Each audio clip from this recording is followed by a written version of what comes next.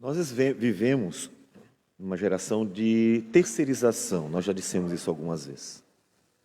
Mas a verdade é que o ser humano tem o hábito de jogar para frente a culpa de seus próprios pecados. Isso não é novo, não. Adão, num dia que ele pecou, Deus perguntou o que foi que houve, Adão. Adão encontrou uma justificativa, ou melhor, uma desculpa. Mas, Senhor, a mulher que o Senhor me deu, eu estava bem sozinho, estava tudo em paz, trabalhei duro o dia todo dando nome aos seres vivos que o Senhor criou, estudando para dar a eles o nome adequado, e aí aparece essa mulher que o Senhor me deu e cria o maior problema. E assim Adão não só jogou a culpa para Eva, Adão jogou a culpa para Deus. Porque ainda que ele tenha dito, foi ela, mas é a mulher que o Senhor me deu. No final das contas, o Senhor que inventou. Estava tão bom assim antes.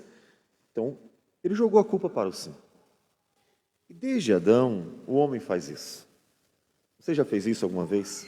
Jogou a culpa para Deus ou para outra pessoa, tentando responsabilizar alguém pelos seus pecados, seus erros. E aí eu posso inclusive dizer para os maridos aí, né? Quantas vezes o marido já deve ter dito para Deus, mas Senhor, tá vendo? Estava tão bem, em paz, a culpa é tua, como se Deus tivesse forçado você de casar. Mas também a esposa muitas vezes deve ter dito, Senhor, eu não consigo porque ele é uma pedra de tropeço, ele isso, ele aquilo. E assim o ser humano vai tentando encontrar alguém. E encontra o governo, encontra o pastor, encontra o amigo, encontra o chefe do trabalho, e sempre vai ter alguém que será o bode expiatório. Você peca, mas os outros têm a culpa em alguma medida. É uma forma de tentar tirar o peso da consciência. Mas isso não cola para Deus. Vocês sabem que o Senhor conhece o coração. Não importa o quanto o homem tente se justificar ou encontrar bodes expiatórios. De forma que Deus mostra que a responsabilidade é sempre pessoal. Nós temos na Escritura duas verdades que não são opostas, elas coexistem necessariamente. A verdade de que a responsabilidade é individual, não adianta tentar jogar para ninguém a culpa, você é culpado, e o Deus que julga todas as coisas é o Deus que conhece o coração. Então, talvez você chegue para mim e diz assim, pastor, não, eu não fiz nada. Ou então, olha, eu fiz, tá, mas foi fulano, viu? Foi fulano. E aí, tenta encontrar alguém para se esconder atrás dessa pessoa para não arcar com a culpa. E eu, como uma pessoa totalmente limitada, pode ser que fique na dúvida, né? Então, a gente vai ter que investigar, conversar, aquela coisa. Então, a gente termina não conseguindo lidar com o que realmente é. Mas Deus não, Deus conhece tudo, Deus conhece o coração, conhece a maldade, conhece as intenções. A pessoa nem pecou, Deus já conhece as intenções. E aí você vê isso em Caim, lembra de Caim? Caim não tinha matado Abel ainda. Deus aprovou o culto de Abel, porque o coração de Abel era íntegro diante de Deus, e o sacrifício, a oferta de Abel foi agradável, porque foi um cordeiro, foi um animal. Isso indicando, portanto, já o culto de Israel, que viria depois, e, obviamente, acima de tudo, indicando o Cordeiro de Deus, que é Cristo, né? Então, Deus aprovou o culto de Abel por dois fatores, seu coração e sua oferta. E Caim não, porque nem o coração de Caim era íntegro, nem a oferta era aquela que Deus queria. Não é que Deus estava dizendo assim, ele pegou o pior da terra, ele pegou tudo que estava estragado. Não, o texto não nos diz isso. Mas é que ele não indicava pela sua oferta o sacrifício do cordeiro. Então, era a natureza da oferta. Então, Deus não se agradou de Caim, porque também não se agradou, inclusive, do seu coração. E a gente vê isso logo em seguida. Porque Deus mostra que conhece o coração. Caim, o pecado está batendo na tua porta. Cumpre a você dominá-lo. Caim não fez nada. Ele poderia dizer, mas eu não fiz nada, Senhor. Você diria para mim, caso eu percebesse alguma maldade em você, querendo fazer mal a Abel por causa da inveja, e você diria assim para o pastor, mas eu não fiz nada, pastor. Esse é o problema, que a gente não consegue lidar com as pessoas. A gente sabe da maldade delas, sabe da inveja delas, sabe de coisas porque percebe, é perceptível, mas a gente não tem como fazer nada com alguém que não fez nada ainda. Está aqui. O coração é mau, o coração está planejando, está intentando, está sentindo a maldade. Mas você não pode fazer mal a alguém ou corrigir alguém que não fez nada, né? Então, mas Deus pode. E aí Deus olha para Caim e diz: Caim, tem pecado no teu coração, tem maldade no teu coração. Então você vê a questão da responsabilidade individual. Deus já foi no coração de Caim, tanto que confirmou-se que o que Deus falou quando ele matou Abel. Então, essa é a verdade, é fundamental. Todo mundo responde diante de Deus individualmente. E como disse, antes de pecar, Deus já sabe. As suas intenções eram boas? Deus sabe, não adianta. Deus você não engana nunca. Nunca. Você pode ser a pessoa mais beata do mundo, Ele conhece o teu coração. Então, Deus nos chama individualmente. Mas existe uma outra verdade, é fato, que Deus lida com um povo, com um corpo, tanto que é chamado de corpo de Cristo, a igreja do Senhor Jesus. Só que uma coisa não anula a outra.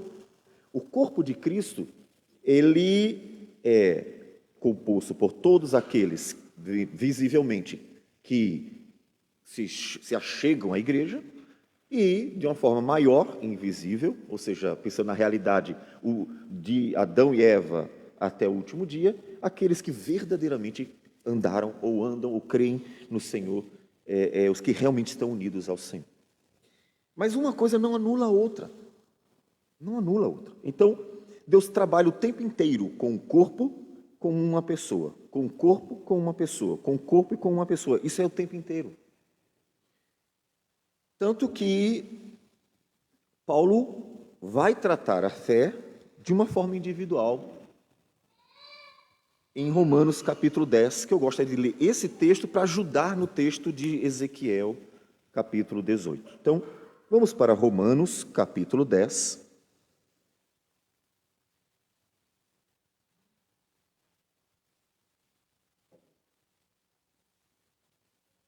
Romanos capítulo 10.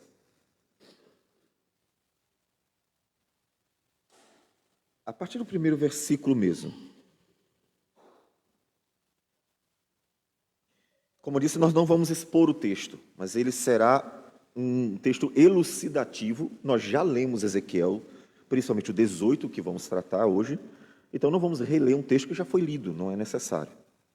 Então nós vamos aproveitar esse texto que reforça aquilo que foi dito em Ezequiel 18. Irmãos, a boa vontade de meu coração e a minha súplica a Deus a favor deles são para que sejam salvos, porque lhes dou testemunho de que eles têm zelo por Deus, porém não com entendimento.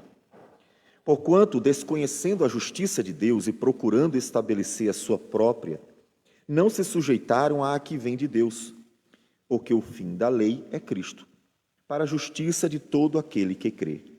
Ora, Moisés escreveu que o homem que praticar a justiça decorrente da lei viverá por ela. Mas a justiça decorrente da fé, assim diz: não perguntes em teu coração quem subirá ao céu, isto é, para trazer do alto a Cristo, ou quem descerá ao abismo, isto é, para levantar Cristo dentre os mortos. Porém, que se diz? A palavra está perto de ti, na tua boca e no teu coração. Isto é a palavra da fé que pregamos. Se com a tua boca confessares Jesus como Senhor, e em teu coração creres que Deus o ressuscitou dentre os mortos, serás salvo. Porque com o coração se crê para a justiça, e com a boca se confessa a respeito da salvação. Senhor Deus amado, bendito seja o teu nome. Nós agradecemos por tudo, sempre, sempre. Porque o Senhor, que conhece o coração de cada um, sabe exatamente como tratar cada um. E o Senhor é tão bom, mas tão bom, que está sempre nos possibilitando um arrependimento, uma mudança de vida, porque o Senhor deseja que os pecadores se convertam a Ti. Isso mostra, Senhor Deus, o tamanho da Tua bondade. E uma das nossas necessidades, Senhor Deus, muito evidentes em nossos dias, dentro da igreja, Senhor, não só a nossa local, é que o Senhor, ó Deus, opere essa tua bondade nos corações. Porque é muito evidente que a maldade tem se alastrado e as pessoas dentro da igreja desejam e ficam esperando o mal alheio, ficam esperando que algo ruim aconteça com os outros. O anseio, ó Deus, pelo mal do próximo. Muito, ó Deus, é triste ver isso, Senhor Deus, mas é a realidade. Então nós pedimos que o Senhor toque nos corações, porque o Senhor, que é Deus santo, justo, fiel, não deseja o mal do homem, antes deseja que ele viva. Ó Deus, como nós poderíamos, sendo pecadores todos igualmente, desejar o mal e a destruição do próximo. Ó Deus, que o Senhor possa tirar essa maldade dos corações, tirar, Senhor Deus, esses maus desígnios que com certeza não vêm de Ti.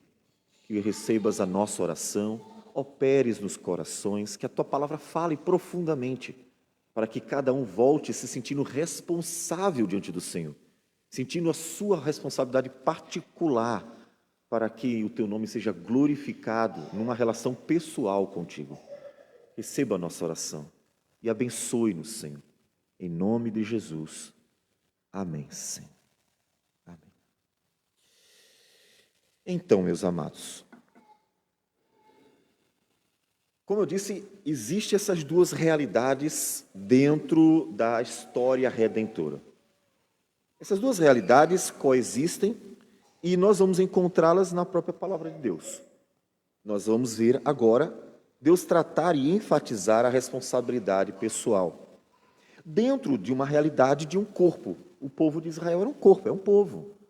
E nós vamos ver Deus tratar como povo, por exemplo, quando Josué está conquistando a terra de Canaã, e o texto diz que um dos personagens, uma das famílias, tomou de coisas proibidas, a capa babilônica e alguns tesouros, né, da cidade de Jericó, que havia sido destruída. Deus havia proibido: não peguem nada, só destruam, não peguem nada. O que isso significava? Significava que eles deveriam considerar tudo naquele lugar imundo, porque imundo, completamente pagão, completamente idólatra, com hábitos, práticas completamente sujas diante de Deus, imorais, desonestas, ou seja, havia pecados. E ele estava querendo que o povo de Israel entendesse a seriedade disso para Deus. Então eles deveriam aprender a olhar para o pecado, olhar para as coisas mundanas e olhar com desprezo, reprovando. Isso não está certo, isso não agrada a Deus. Então eles não deveriam tomar para si nada. A avareza não deveria guiar o coração deles, antes o amor a Deus. Observe como isso é importante. A avareza não deveria guiar o coração deles, mas o amor a Deus. Só que aí uma família pega bens, né, da cidade derrotada, destruída, e Deus castiga todo Israel. Que castigo foi? Não vencer as batalhas. Enquanto vocês não limparem o povo, enquanto vocês não resolverem o problema, eu não vou dar vitórias sobre os outros povos inimigos da terra de Canaã, que eles deveriam derrotar e tomar a terra, porque Deus havia dado para Israel. Então, Deus tratou de forma corpórea, percebe? Deus tratou como corpo, como povo. Então, Deus faz as duas coisas. Deus trata como corpo, tanto que Jesus morreu um só, morreu por toda uma igreja, por todo um povo de Deus, e assim, da mesma forma, Deus chama individualmente. Só que o que está acontecendo aqui? Está acontecendo que aquela geração não está querendo reconhecer os seus erros. Deus está falando, e aí lembre-se, Deus falou por Isaías, Miqueias, que profetizaram antes. Deus falou abundantemente por Jeremias, longos anos, aproximadamente 40 anos pregando a palavra. Falou por Jeremias, e eles não estavam levando a palavra para si. Talvez um pouco parecido com aquilo que acontece você ouve a palavra hoje e aí você fica pensando, aquela pessoa poderia estar aqui, né? Aquela palavra foi para ela. Talvez eles estivessem fazendo a mesma coisa que se faz hoje. E Jeremias estava falando para cada um, Jeremias estava falando para cada pessoa de Israel. Ele não só estava falando para uma realidade que, sim, era uma realidade do povo, da cidade como um todo, era, sim, uma realidade geral, mas estava falando para cada um também. Não significa que cada um sofria do mesmo problema. Não, a gente tem essa evidência pelo fato de que nessas levas, nós vamos encontrar na primeira leva do cativeiro o profeta Daniel, os seus 3 amigos que aparecem no livro de Daniel e aparecem como personagens que buscam o Senhor. Então, portanto, nem todos eles se encaixavam exatamente naquilo que havia sido dito. Mesmo assim, de forma alguma podemos dizer que eles não aplicaram a palavra ao coração, muito pelo contrário. Você pode dizer assim, mas aqueles homens eram homens de Deus, então eles olharam, ouviram a palavra de Jeremias e pensaram consigo mesmo, isso não é para mim, isso é para eles, deixa para lá. Não, é exatamente o oposto. Por serem homens de Deus, eles ouviram a palavra de Jeremias e creram, e se prostraram, e se humilharam diante do Senhor, e pediram perdão pelos seus pecados. E nós temos a evidência disso no livro de Daniel, quando ele ora ao Senhor, livro do profeta Daniel, ele vai orar ao Senhor no capítulo 9, e vai confessar os pecados de seu povo. No versículo 4 ele diz, orei ao Senhor meu Deus, confessei e disse, Senhor Deus grande e temível, que guardas a aliança e a misericórdia para com os que te amam e guardam os teus mandamentos. Temos pecado e cometido iniquidade. E ele prossegue orando, confessando os pecados do seu povo, mas observe que ele se encaixa naquilo. Ele se relaciona com o povo, se considera um com o povo. Portanto, eles também aplicavam a sua vida. Exatamente por aplicar a sua própria vida as palavras que Deus havia anunciado pelo profeta Jeremias, é que eles foram ao cativeiro. O que significa isso?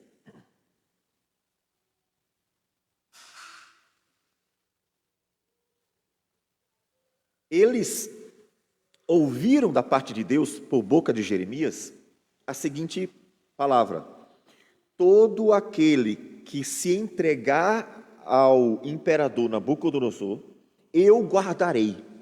E irão para um lugar distante, lá devem construir suas casas, família, crescer, se desenvolver, porque o cativeiro será longo, não vão voltar logo, 70 anos de cativeiro. Então, vocês pensem, é uma vida, né? É uma geração inteira. Não adiantava ficar na expectativa de voltar. 70 anos é uma vida inteira. Se alguém foi com 10 anos, com 80 anos é que eles estariam voltando. Se foi com 20, com 90 anos estariam voltando. É uma vida inteira. Então, eles deveriam seguir a vida. E Deus, então, avisou bem direitinho que eles deveriam ir se entregando, não por força, se entregando. Mas aqueles que resistissem e pensassem, nós vamos lutar porque Deus vai nos dar a vitória, porque vai dar tudo certo e nós vamos vencer esse inimigo, parece bonito a ideia, até porque eles diriam que Deus daria a vitória, mas não era a vontade de Deus, e Deus já tinha dito. Portanto, qualquer expressão que motivasse o povo à luta era, na verdade, uma expressão de incredulidade, porque Deus havia dito pelo profeta Jeremias, se entreguem. Então, ao aplicar a palavra de Deus dita pelo profeta Jeremias em seu coração, o profeta Daniel e os outros amigos e outros mais personagens, eles, crendo, se entregaram. Eles foram para o cativeiro voluntariamente. Eles simplesmente se apresentaram. Nós nos entregamos. Isso mostra que eles estavam ouvindo. Eles estavam ouvindo a palavra do Senhor. Então, homens de Deus, eles ouviam e aplicavam a sua própria vida. Só que acontece é que aparece dentro do povo uma queixa, a comum reclamação. Mas, Senhor, as pessoas fazem as coisas erradas e a gente que paga. A reclamação é, nossos pais adoraram outros deuses, gerações anteriores pecaram contra o Senhor, provocando a ira, porque Deus, inclusive, vinha dizendo que geração após geração, eles vinham provocando a ira do Senhor. Isso não era novo, isso era geração após geração. E então eles começam a se queixar, não fomos nós, não fomos nós. E por que estamos pagando pelo pecado dos outros? E então é quando Deus vai responder exatamente por causa disso. Porque eles não estavam pagando pelo pecado dos outros, eles estavam pagando porque eles continuavam no mesmo pecado de seus pais. Eles continuavam no mesmo pecado das gerações anteriores. Era uma geração tão perversa quanto, e era tão perversa que não ouviu o profeta Jeremias, que estava avisando um ano após o outro, durante 40 anos, Deus destruirá vocês, porque vocês estão pecando contra Deus. Mas a dureza de coração era maior. Então nós chegamos no capítulo 18, que é o nosso foco hoje. E é exatamente essa resposta que Deus vai dar à queixa deles. Será que eu estou pagando pelo pecado dos outros? Você já pensou nessa possibilidade? Assim, eu estou pagando pelo pecado de alguém. Isso não existe. Ninguém pagará pelo pecado de outro. Cada um tem uma responsabilidade diante de Deus, ao mesmo tempo, e que Deus sim pode tratar uma nação inteira por causa da maldade presente dentro dela. Só que Deus não vai destruir o justo com o ímpio de forma alguma. Deus não vai tratar o justo como se fosse um ímpio. Deus não vai tratar aquele que ama a Deus como igual àquele que odeia, mesmo que ele traga um castigo generalizado. O castigo generalizado visa mostrar para a nação inteira a importância de todos estarem andando com o Senhor, ou uma igreja. Mas Deus tratará cada um de acordo com sua relação com Deus, não tenha dúvida disso. Então, vamos pegar a partir do primeiro versículo e vamos ouvindo o que Deus tem a nos dizer sobre este assunto. A resposta do Senhor. Veio a mim a palavra do Senhor dizendo. Então observe um primeiro ponto aqui. Deus está ouvindo. Se você apresentou alguma queixa diante de Deus, se você está orando a Deus, se você reclamou, se você murmurou, as pessoas, inclusive, em nossa geração, murmuradoras, está sempre reclamando de tudo, pelo amor. Tudo, nada presta, nada está bom, tudo está ruim, tudo está... É sempre assim, sempre reclamando. Não fazem nada para resolver o problema, mas estão sempre reclamando de tudo. Lembre-se, Deus está ouvindo. Ninguém chegou para o profeta e consultou. Profeta, pergunta para Deus o que ele acha disso. Não, eles só estavam reclamando. Só que você que acha que só eu, o pastor, ou seu marido, ou sua esposa, seus pais, seus filhos, ou alguém, seja lá quem for, no seu trabalho, chefe, colega de trabalho, se você acha que é somente a gente que está ouvindo as tuas reclamações e murmurações de tudo, da igreja, da vida do outro, e disso, aquilo outro, dos problemas da vida, seja lá o que for, se você acha que só pessoas estão ouvindo, não é. Você não precisa orar a Deus, para Deus ouvir o que você está dizendo. Deus está vendo o seu coração, Deus está ouvindo as suas palavras todos os dias. Portanto, se você está sempre reclamando da vida, aquilo está chegando a Deus. E vocês imaginem como Deus deve receber filhos ingratos, filhos maus. Eu dou o pão todos os dias, eu abençoo com tudo que é necessário. Eles têm muito mais do que precisam. Tem uma geração de conforto. Nunca existiu uma geração como esta. Nunca houve uma geração de tamanho conforto como esta. Banheiro é dentro de casa. No passado, há poucos anos, há um século, o banheiro era fora de casa. Tem aquecedor, tem chuveiro elétrico, tem torneira na pia elétrica. Tudo é confortável, tudo é gostoso e agradável. Não precisa sair de casa nem para comprar o almoço, porque alguém chega na porta. E essa geração reclama de tudo, vive reclamando da vida. Vocês imaginam como Deus não ouve isso? Imagina como Deus recebe, como isso aborrece profundamente. Porque de todas as gerações, essa é a que menos deveria reclamar. Essa geração deveria ser aquela que deveria olhar para o céu e dizer assim: Senhor, já estamos num paraíso? Ou seja, puxa, que mundo confortável. Nesse sentido, por favor, não deturpem a ideia. Senhor, temos recebido em abundância, temos sido muito abençoados. E se você tem dúvida, vai para a África. Vai para a África. Está reclamando do carro, da casa, da vida, da comida, de seja lá o que for, vai para a África. Está reclamando porque não faz tudo o que você quer da vida? Vai lá para o meio dos muçulmanos. Recentemente, a nossa irmã Marli postou um pastor desaparecido, carro queimado.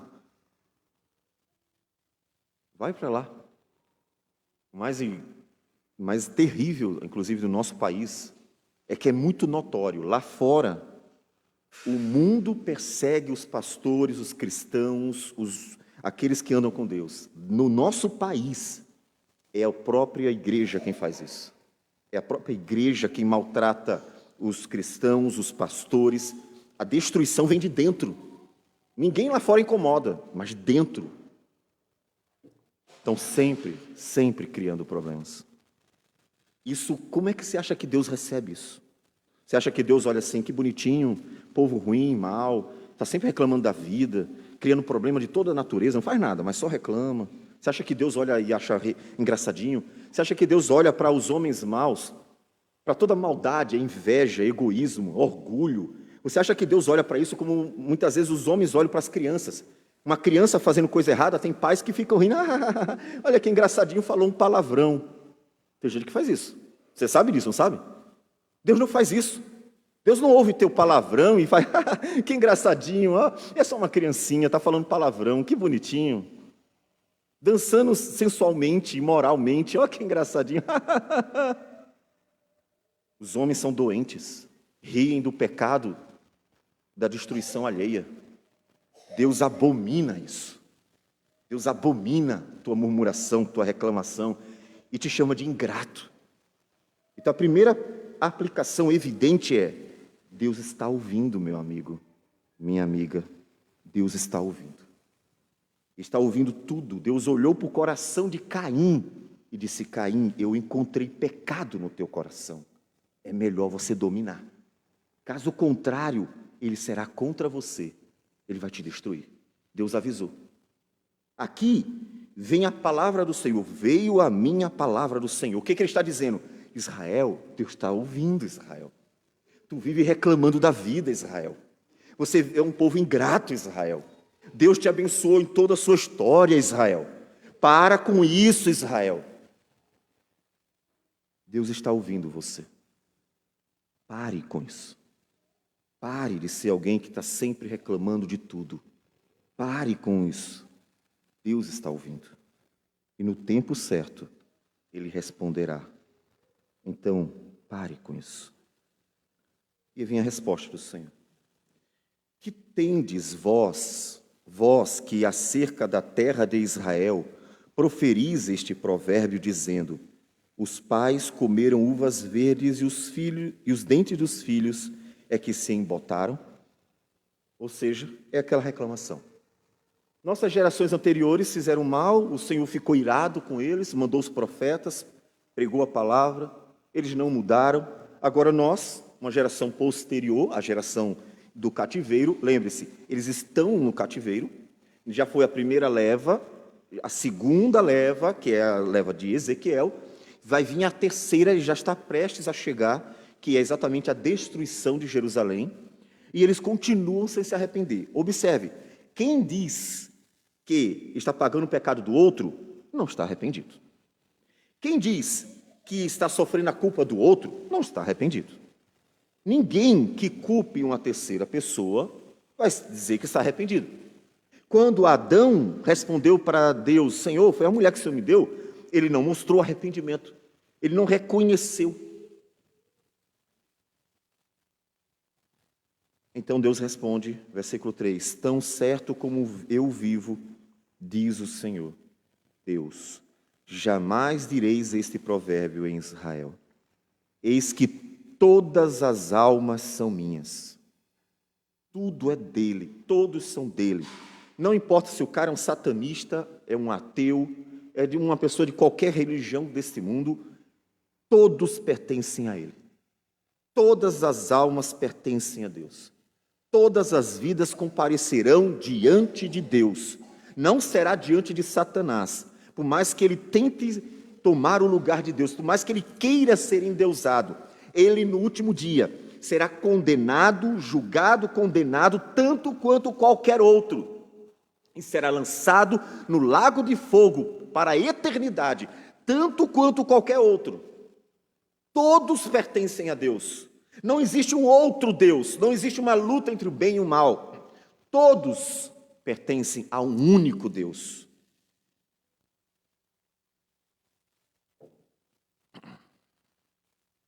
O Criador de todas as coisas. Todos pertencem a Ele. Portanto, todos devem unicamente a Ele.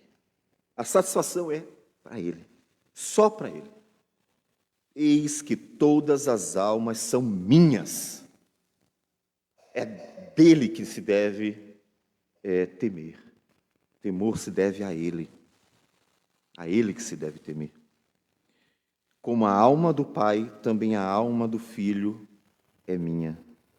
A alma que pecar, essa morrerá. Observe que então Deus deixa claro que conhece todo mundo, Ele conhece você, não se engane, ninguém se esconde diante de Deus. E a relação que Ele tem, mesmo com quem não conhece a Ele, é uma relação pessoal. E aí eu digo relação pessoal, pensando no Deus que conhece tudo e tem um conhecimento individual de cada um.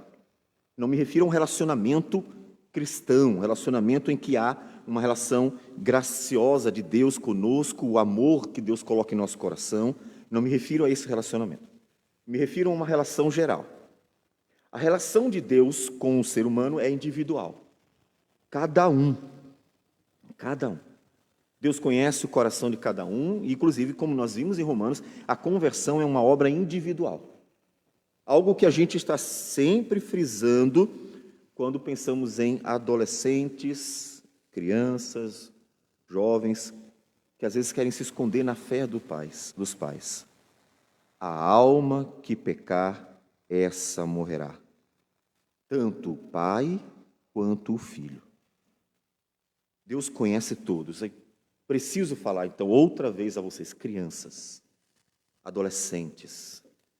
Deus conhece o coração de vocês. Ninguém se esconde diante de Deus. Não importa se você tranca o quarto, o banheiro, não importa se você está no escuro ou no claro, não importa se você se revela ou se esconde, todos estão diante dele. Deus conhece todo mundo, Deus conhece você. Se você ama a Deus, você vai olhar isso como uma coisa maravilhosa. Como é bom saber que Deus me conhece. Porque eu sei que você, tantas vezes, vai ter aquela sensação de eu não consigo me expressar, exprimir meus sentimentos. Isso não é anormal, isso é comum, é natural. Muitas vezes nós não sabemos como expressar nossos sentimentos. E aí, principalmente, uma pessoa que está se conhecendo ainda, um adolescente, que precisa ainda compreender melhor, não só a vida, mas até a si mesmo, precisa de ajuda e muitas vezes até pode querer e não sabe como fazer isso. E saber que Deus conhece a sua vida é um conforto. Significa que você vai receber de Deus o que você precisa. Então isso conforta o coração. Deus me conhece, Deus sabe o que eu estou sentindo, se eu estou bem ou se eu não estou bem, se eu estou sentindo amor ou ódio, se eu estou sentindo alegria ou tristeza, se eu estou me sentindo seguro ou inseguro. E assim Deus entende. Ele entende você tão perfeitamente que Ele trata você na medida que você precisa. Algo que o ser humano às vezes não compreende. Por que Deus me tratou assim? Porque Deus trata cada um na medida que precisa. Por que Deus faz isso comigo? Porque Deus sabe a medida certa e o que você precisa. Só que nós estamos sempre querendo algo mais ou diferente. Muitas vezes queremos o que não é o que Deus sabe que precisamos.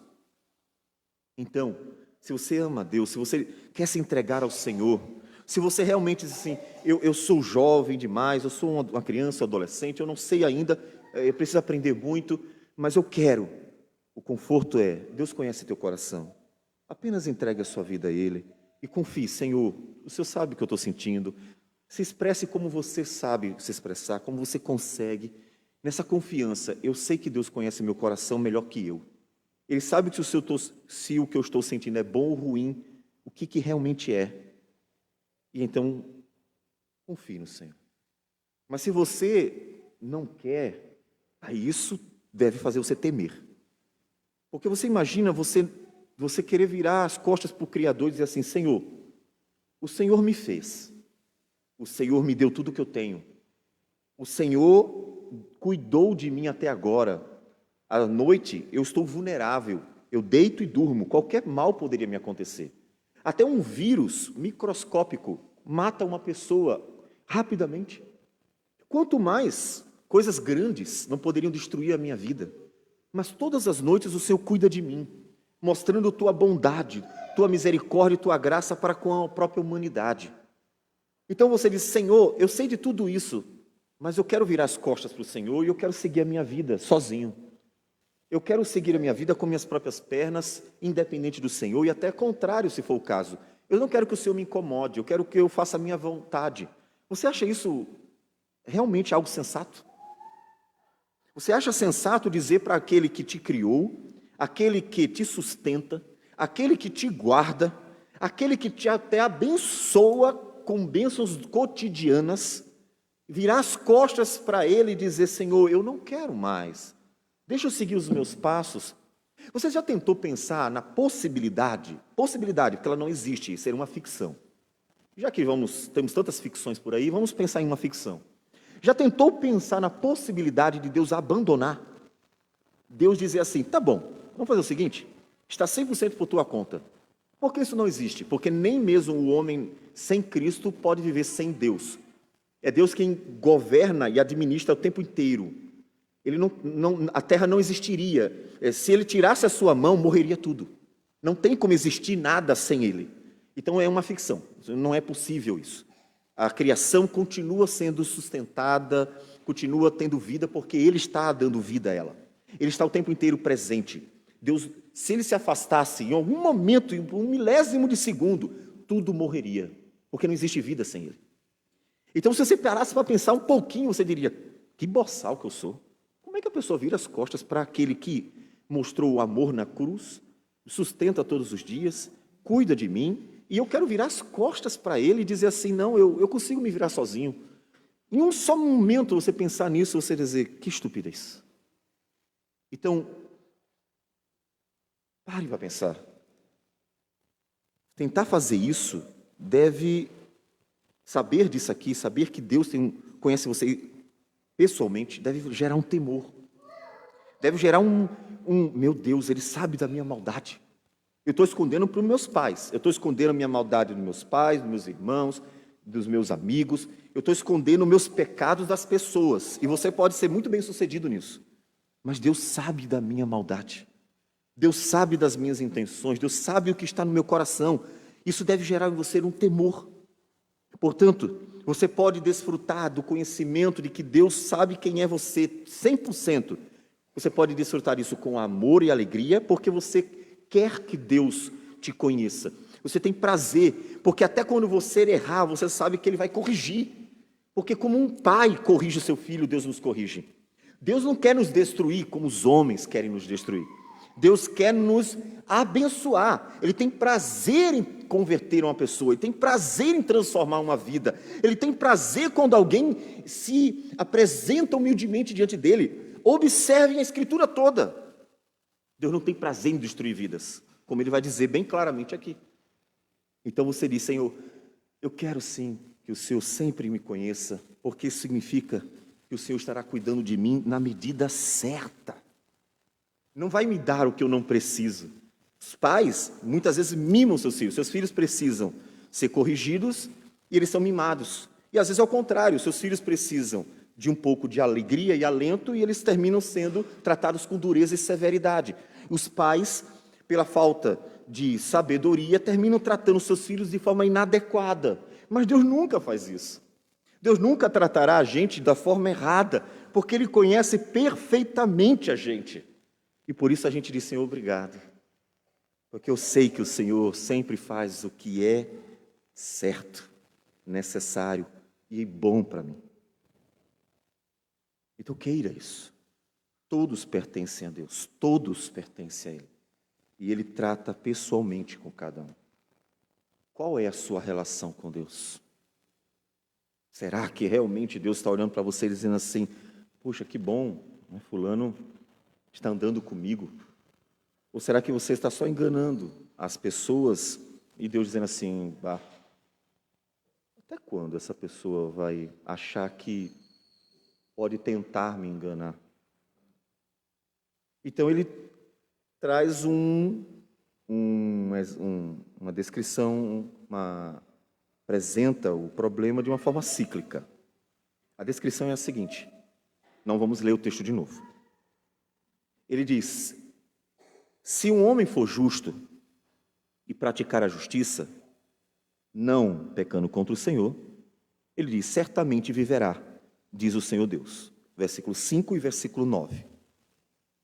Mas se o seu filho for mau e pecar contra o Senhor, aí ele, versículo 10, se ele gerar um filho ladrão, e aí é um homem mau, a ideia, e aí versículo 13, não viverá, todas estas abominações ele fez e será morto, o seu sangue será sobre ele. Aí vem o terceiro ciclo, mas a terceira geração, num ciclo, mas se ele tiver um filho, e esse filho for justo diante de Deus, ou seja, temer a Deus, versículo 14, eis que se ele gerar um filho que veja todos os pecados que seu pai fez, e vendo não cometer coisa semelhante, aí, versículo 17 diz, o tal não morrerá pela iniquidade do seu pai, certamente viverá. Então ele cita 3 gerações, percebem? Tem o avô, o pai e o filho, são 3 gerações. E ele mostra aqui um ciclo. Qual é o ciclo? Pai gerando filho, pai gerando filho, pai gerando filho. Só que ele mostra que isso não precisa seguir como se todo mundo tivesse que repetir tanto os acertos quanto os erros. E veja que esse texto aqui, ele fala claramente contra uma heresia boba que se criou há um tempo atrás. A maldição hereditária. Aqui não tem hereditariedade nenhuma a respeito de maldição. Aqui ele diz exatamente o oposto. Ele diz, se o pai for justo, viverá, porque ele anda com o Senhor. Se o seu filho for injusto, vai morrer por causa da sua injustiça. E se o neto for justo, ele vai viver por sua justiça. E ele poderia seguir. Cada geração pode ser de um jeito diferente. E isso que ele fala, nós conseguimos ver na história de Israel. Nós vamos encontrar na história do povo de Deus, e aí pelos reis, tá certo? Nós vamos encontrar exatamente esse acontecimento. Exatamente. Nós vamos para Segundo Reis.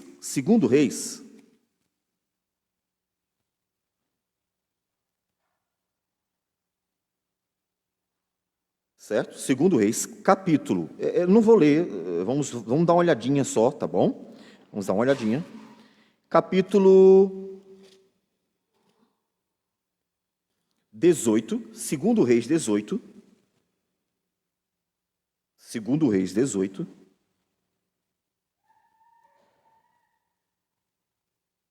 Olha, exatamente aquilo que foi dito em Ezequiel. Exatamente. Em personagens reais. Segundo Reis 18. Quem é o rei? Ezequias. Certo? Rei Ezequias. Versículo 3. Ele fala de Ezequias. Fez ele o que era reto perante o Senhor, segundo tudo que fizera Davi, seu pai. Então, Ezequias era um homem de Deus. Certo? Um homem que agradou a Deus. Observem agora o capítulo 21. Quem é o filho de Ezequias, um homem de Deus? Pior rei de Israel. Pior. Não é nem mais ou menos, não. Pior.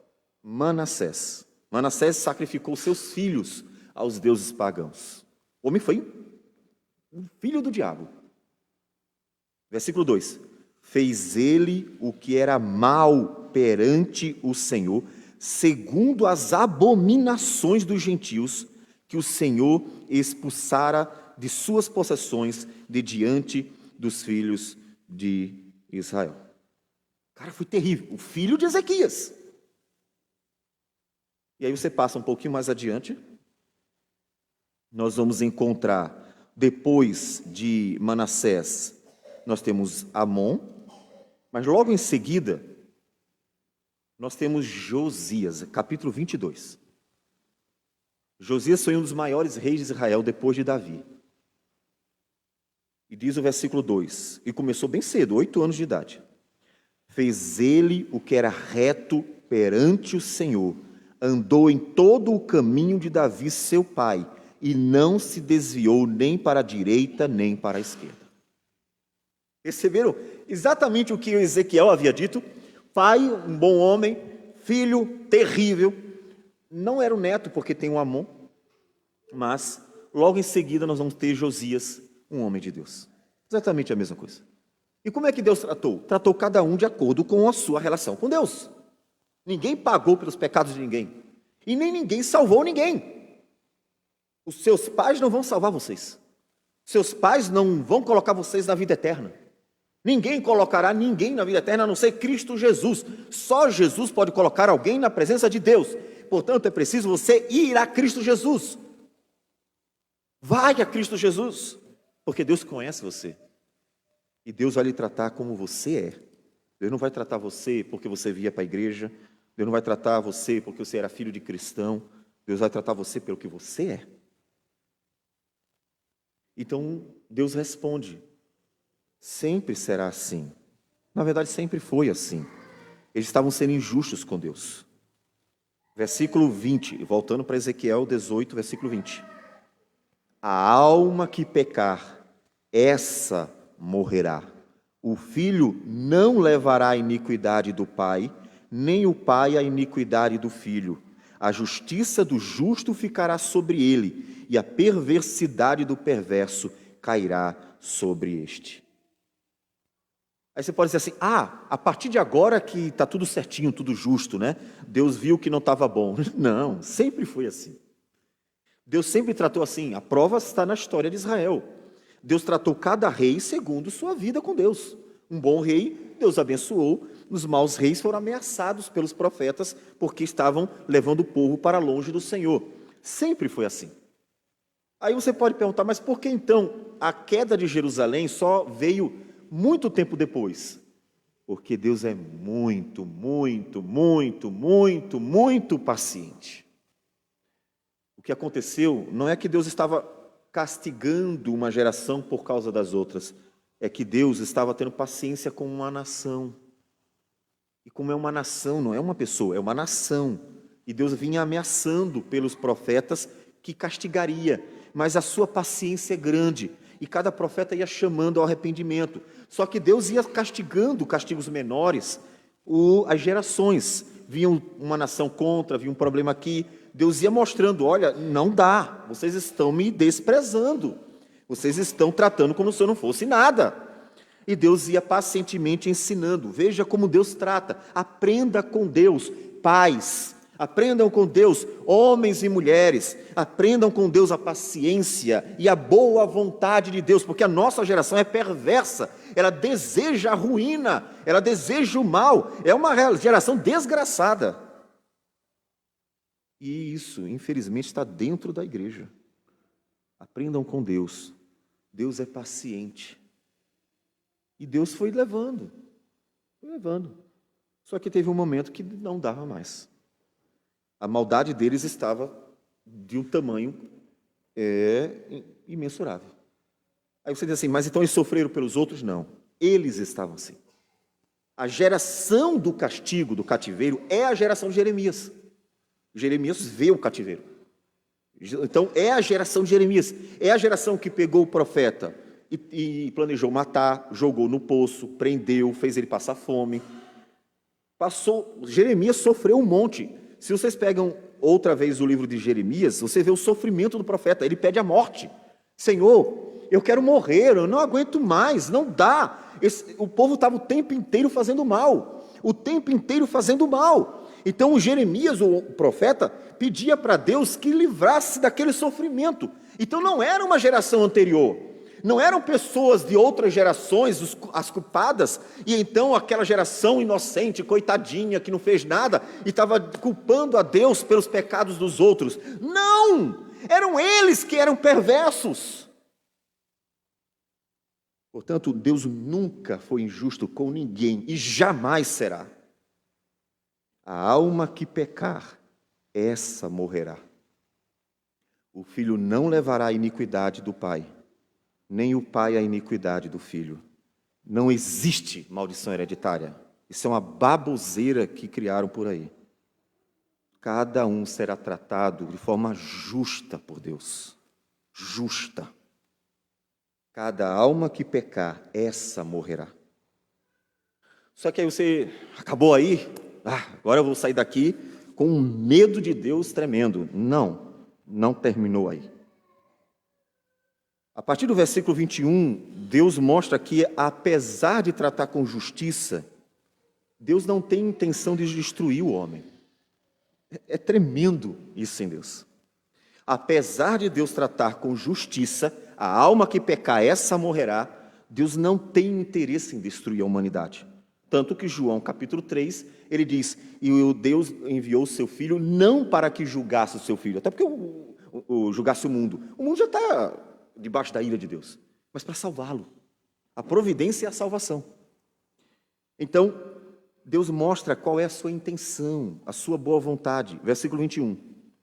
Mas, se o perverso se converter de todos os pecados que cometeu, e guardar todos os meus estatutos, e fizer o que é reto e justo, certamente viverá, não será morto. De todas as transgressões que cometeu, não haverá lembrança contra ele. Olha só que coisa. O cara era perverso, mas se converteu dos seus pecados, Deus perdoa e esquece tudo. Por favor, sempre que ouvirem a palavra esquecer referente a Deus, é só uma força de linguagem, tá? É claro que Deus não esquece de nada. Significa que Ele não cobra mais, que aquilo ali foi passado a limpo, foi resolvido, já houve a conversão. Deus não vai ficar cobrando como briga de casal, que fica lembrando coisas que aconteceram há 5, 10, 15, 20 anos. Deus não é assim, Deus não trata ninguém assim. Deus resolveu o problema, resolveu. Então não é que Ele esqueceu nada, Deus não esquece coisa alguma. Pela justiça que praticou, viverá. Versículo 23. Acaso tenho eu prazer na morte do perverso? Ele não está se referindo ao justo. Vocês acham que eu quero que um homem de Deus, uma mulher de Deus morra? É claro que não. Não foi isso que Deus disse. Deus perguntou, por acaso eu tenho um prazer em matar o perverso? O homem mau, a mulher má? Não. E é por isso que pessoas que praticam o mal contra a gente continuam vivas. É por isso que pessoas que fazem mal a uma nação inteira continuam vivas. Você pergunta por que Deus não matou ainda? Eu mesmo já me perguntei, meu Deus, o cara é um diabo, mas ainda está vivo. Por que aquela desgraça está viva? Porque Deus não tem prazer na morte do perverso. Isso é fantástico. Ele prefere o quê? Diz o Senhor Deus, não desejo eu antes que ele se converta dos seus caminhos e viva. É por isso. E você deveria imitar Deus. A coisa mais terrível que eu tenho visto na igreja, pensando em cristianismo em geral, é completa ausência deste proceder divino. A gente vê a maldade, mas não a benignidade. Você vê as pessoas desejarem a destruição alheia e o mal, planejam por sinal, mas não um prazer na conversão. A gente não vê Deus nas pessoas, literalmente, não vê. É totalmente diferente o proceder da cristandade de hoje com o proceder divino. Prova que Deus não está presente, porque não dá para ver Ele. Eu não olho para as pessoas e vejo a beleza do Deus de glória, misericórdia, graça, santidade, justiça e verdade. Eu vejo a perversidade de quem está doido para se dar bem, e ver o outro se dar mal. Portanto, sempre que você proceder de forma diferente de Deus, você não está procedendo pelo Espírito de Deus. De modo algum você poderá dizer, eu desejo o mal alheio porque Deus me ensinou a isso ou me instigou a isso. Deus tem prazer na salvação das pessoas. Não desejo eu antes que ele se converta dos seus caminhos e viva. Aí você pode dizer assim, não, mas é só esse texto isolado. Nada disso. Tiago capítulo 5, versículo 19, diz assim, meus irmãos, se algum dentre vós se desviar da verdade e alguém o converter, sabei que aquele que converte o pecador do seu caminho errado salvará da morte a alma dele e cobrirá a multidão de pecados. A igreja aprendeu assim. A igreja aprendeu a conduzir pessoas à salvação, a conduzir pessoas à vida eterna, a conduzir pessoas a Cristo Jesus, a ter prazer na salvação delas, algo que Deus havia dito no Antigo Testamento. No Antigo Testamento Deus já havia dito isso. Então isso transmite esperança. Deus não tem prazer na destruição. Se em algum momento você já pensou, Deus só quer destruir a gente, Deus só quer fazer mal a gente, não. Os homens sim. Os homens estão doidinhos para destruir a gente. Mas Deus, jamais. Deus tem prazer na salvação das pessoas. Deus tem prazer na conversão das pessoas. Porque Ele é bom. Ele é sempre bom.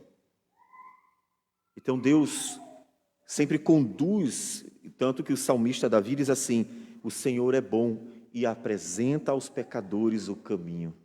Ou seja, o Senhor é tão bom que vê o perverso, vê a maldade e vai até o cara e diz assim, cara, não faz assim. Que a prova, Caim outra vez. Caim estava intentando mal no seu coração, nem tinha feito nada, mas a maldade estava no coração de Caim. Deus poderia ter deixado. Bom, você poderia pensar, mas foi só por causa de Abel. Não, ele não fala a respeito de Abel, ele fala a respeito de Caim. Ele diz, isso te destruirá, é você vai sofrer os danos. E Deus foi até Caim e disse, Caim, eu vejo a maldade no seu coração. Vença isso. Vença a sua inveja, vença a sua maldade, vença o seu orgulho, vença isso. Isso vai destruir você. Matou Abel? Matou. Um homem de Deus morreu por causa da maldade de Caim. Mas Caim não seria só morto. Caim seria destruído.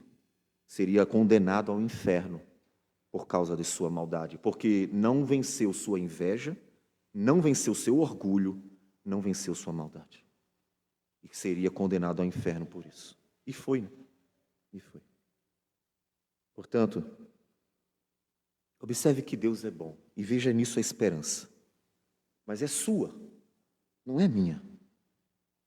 Eu não vou responder por você, nem você por mim. É cada um por si nesse ponto. É você tendo que olhar para Deus e dizer, Senhor, Tu és tão bom, que mesmo vendo tantas vezes que havia mal em meu coração, o Senhor me mostrou o caminho a seguir. O Senhor me mostrou o bom caminho. O Senhor me mostrou o caminho da conversão. O Senhor me mostrou a mudança de vida necessária. O Senhor me mostrou o caminho do arrependimento. O Senhor é tão bom. Então veja que isso é esperança. Observe mais uma vez que apesar de toda a dureza das palavras de Deus para Israel, no caso aqui especificamente Judá e Jerusalém, eles estão tendo palavra de esperança. Deus está dizendo a eles, se convertam.